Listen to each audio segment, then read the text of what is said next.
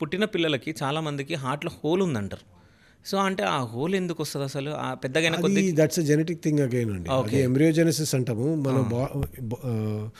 Baby when it is developing, హ్మ్. ఆ టైంలో అది అబ్నార్మాలిటీస్ డెవలప్ అవుతాయి. Okay. That is all genetic. దానికి ఏం రిస్క్ ఫ్యాక్టర్ అని ఏం కాదు. హ్మ్. అండ్ జనరలీ ఫ్యామిలీస్లో అవుతుంది. చాలామందికి ఇప్పుడు suppose I have, hmm. There is a high possibility that my child will have. Okay. So or the mother has, the child can have. Hmm. So it can come as a hereditary thing. Okay. అంటే ఇప్పుడు whole ఉందని అంటారు కదా sir. So, వాళ్ళు పెద్దగైన కొద్దీ ఆ whole అంటే పెద్దగైన కొద్దీ ఆ హోల్ మూసుకుపోవాలి గదా! అంటే అట్లేదనమాట. కొన్ని మూసుకుపోతాయి, కొన్ని మూసుకుపోవు. ఓకే. చాలా చిన్నగా ఉందనుకోండి, విఎస్డీస్ అంటాము. ఓకే. చిన్న విఎస్డీస్ మూసుకుపోతాయి. ఓకే. సో అందుకే వైద్యం కూడా సర్జరీస్ కానీ ఏమన్నా సమ్ హోల్స్కి ఆఫ్టర్ ద ఏజ్ ఆఫ్ 5 చేస్తాం. ఓకే. ఎందుకంటే న్యాచురల్లీ చాలాసార్లు మూసుకుపోతే మనం ఏం చేయాల్సిన అవసరం అవును. లేదు కదా. అవును. సో 5 తర్వాతే కొన్ని ప్లాన్ చేస్తాం.